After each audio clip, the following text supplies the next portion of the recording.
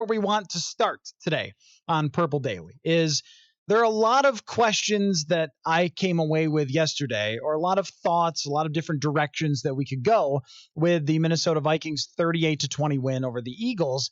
And a lot of them came through Twitter of just different fans asking, hey, do you think now the Vikings are going 12-4 or 13-3, or how good can this team really be? So I wrote them down and I gave them to Jonathan, who is going to read them to me, potentially with NFL music behind them.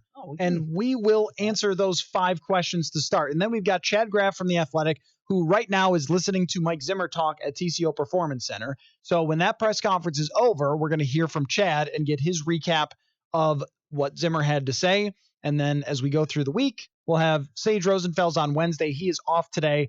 Alex Boone and Courtney Cronin tomorrow. Courtney is going to have to pick the Vikings schedule again. She picked 11-5 to start the season, 9-7 last week or 2 weeks ago.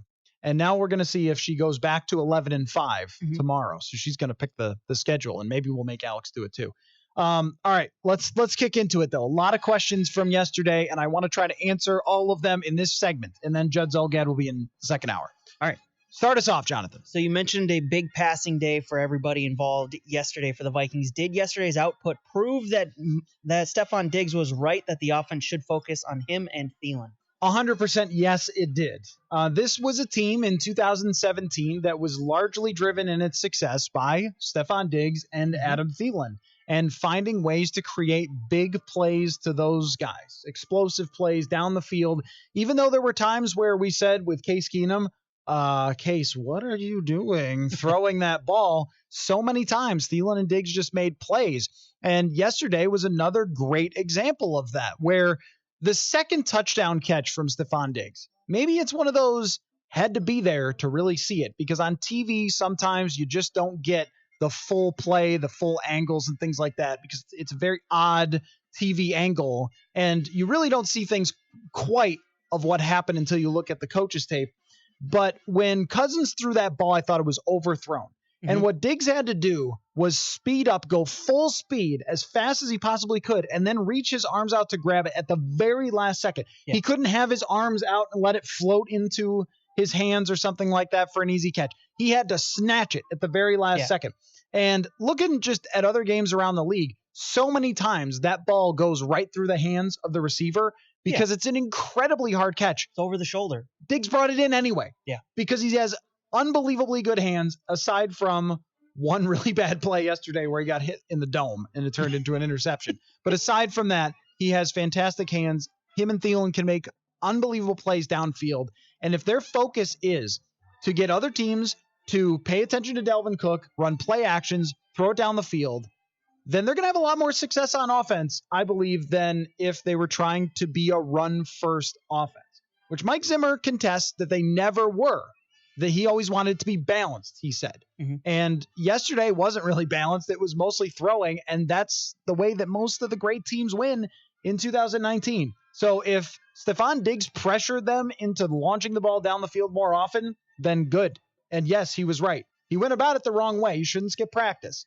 And you don't want to get fined $200,000. Right. And you're not getting traded. So if you wanted to get traded, that wasn't going to happen anyway because of games like yesterday. But was Stefon Diggs right?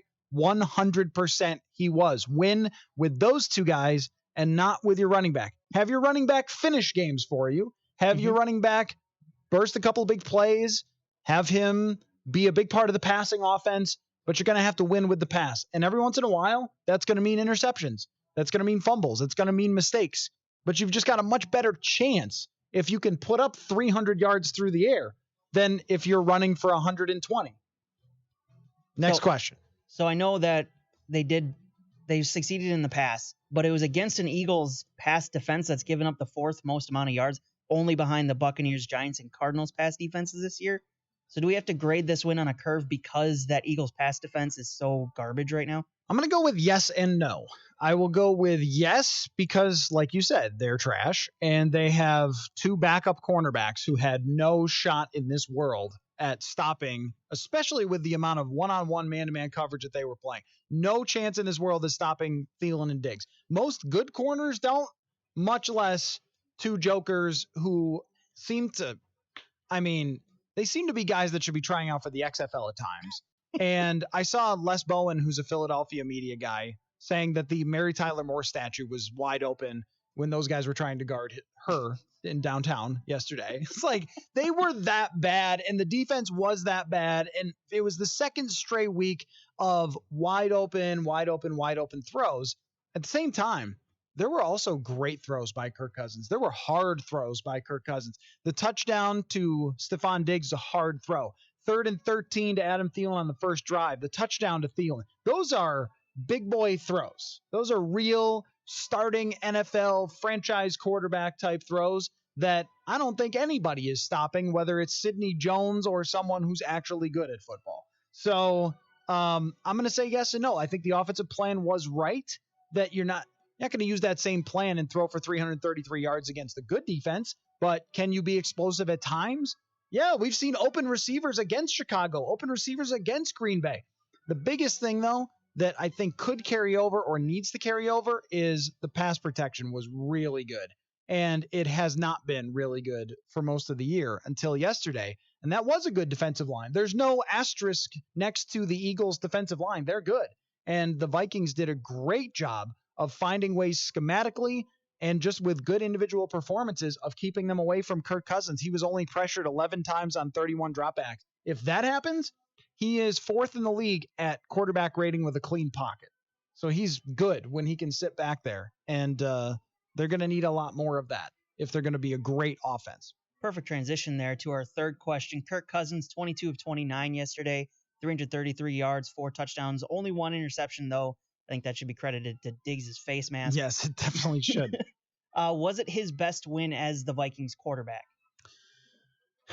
This is hard because it's the best competition for this win is actually another win over the Eagles. Yeah. His win in Philly last year was very impressive, and he played similarly well. A lot of really good throws. I think last year he was under pressure a lot more. Yeah. But he also made a really big mistake that was his fault, throwing the ball backwards for that fumble. He plays really well against the Eagles throughout his career. If you look at his career numbers against the Eagles, they're pretty outstanding. That's interesting. You make that out to an entire season, it's kind of MVP worthy. And I think that the Eagles not changing some of their schematic stuff to go against this offense, it was like this offense is perfectly set up to beat that defense with a lot of single high safety, and their focus was so much on stopping the run. I mean, congratulations for trying to stop the run. You did it. 3.5 yards per carry. Good work. Great job, Eagles defense. What was the question? It was it his best win as the his best win. quarterback? I'm going to say that it was his best win, though, because of the circumstance. Because last year when they beat Philly, it was an important win, and it felt like, all right, this team's back on track.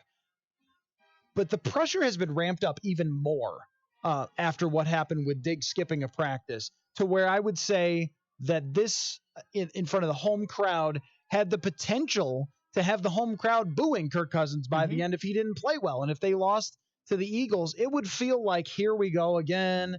This is going to be just like last year. It's going to be 7-9. It's going to be 8-8. The reaction to this game, if Cousins had not played well, would have been so critical of him. I don't know how easy it would have been to bounce back from that.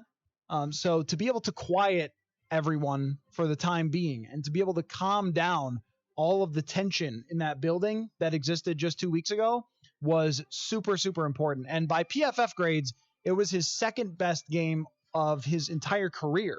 And the only one that was better was the 29-29 game in Green Bay last year. I thought he played better in this game than that one. So, yeah, I mean, it was up there. If it wasn't his best game, maybe of his entire career, it was up there. So moving off of Kirk Cousins and over to the defensive side of the ball for the Vikings, should we be concerned that Carson Wentz and the Eagles moved the ball on the Vikings defense? They had 400 yards on the day for that Eagles offense. Should we be concerned about that? I'm going to say no, because Carson Wentz is really good at football. I mean, his numbers, traditional box score stats this year, do not match up with what I've seen in the games where I've watched him. And I've thought that this is the best version of Carson Wentz I've seen, even better than when he was in the MVP race in 2017.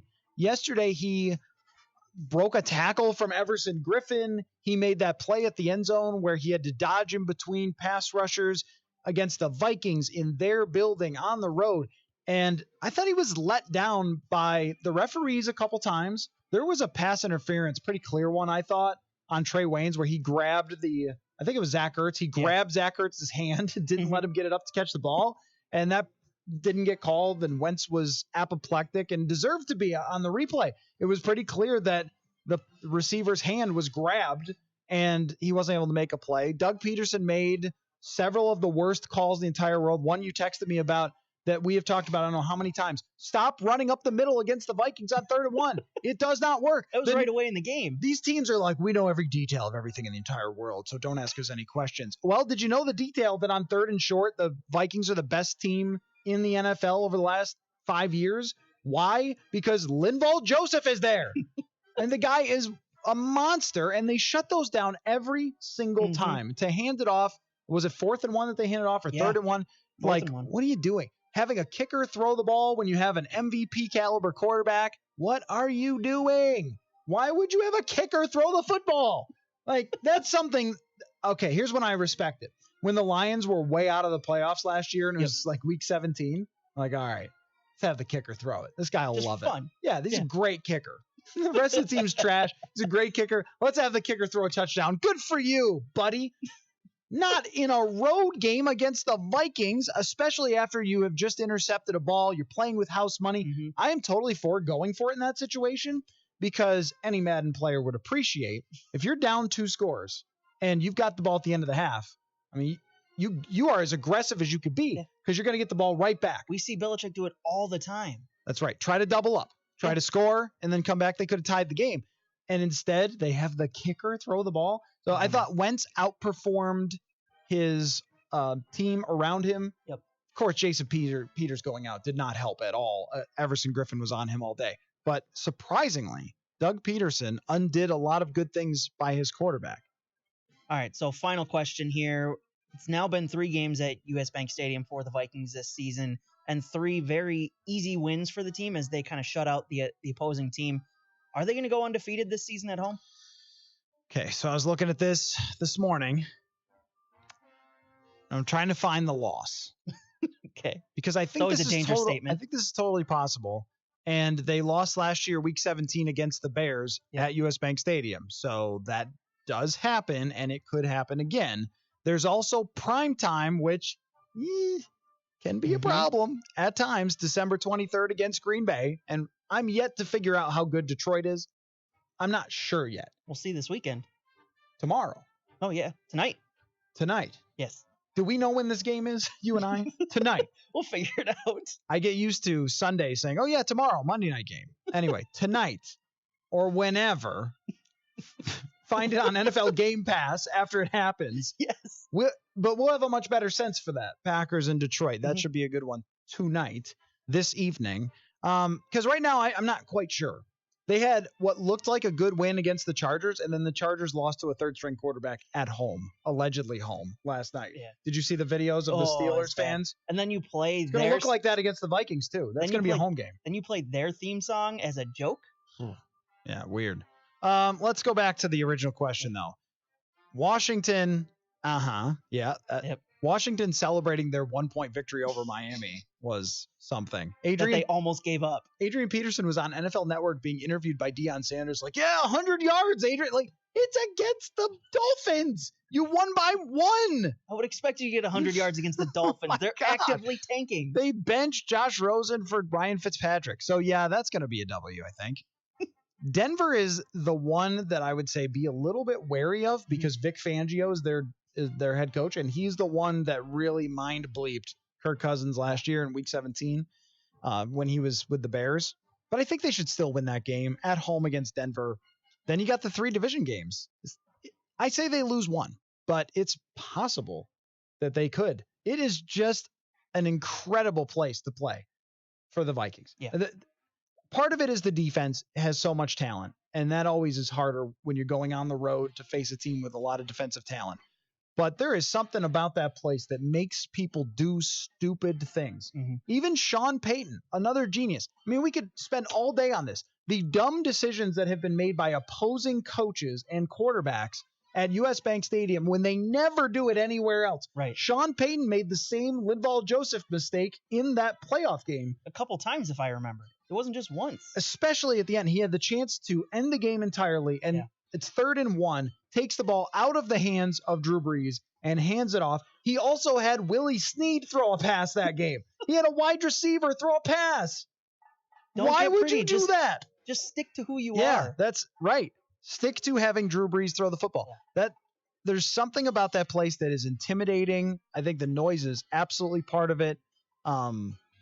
That makes quarterbacks and coaches do very, very bizarre things. Even how about Matt Ryan this year, where he's rolling out and he's got somebody wide open down the field and he just throws it over the guy. He's wide open. Right. Somebody fell down or something. He's wide open, just throws it over the guy.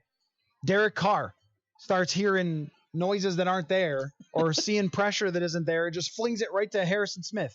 There are so many things that happen in that place. Opposing quarterbacks become Kirk Cousins in Chicago when they go to US Bank Stadium. That's what happens. And that's why I think if we're talking about the chances for the Vikings at being a Super Bowl team, you need to tell me whether they get home field advantage or not. Because if they do, then I think their chances are quite high. If they don't, then they're not. But there's a long way to go in the season. So I got a few tweets about, could they go 13-3 or 12-4? How good can they really be? And okay, well, just a little break pumping at the moment. Lots of hard games to go. But I will add, before we get Chad Graff on, that the schedule here does not look quite as hard as it looked like 3 days ago. With Dallas losing, Kansas City losing and looking beatable. Seattle still looks really tough. And Los Angeles. Vikings fans, book your tickets to LA because you can make that place your home.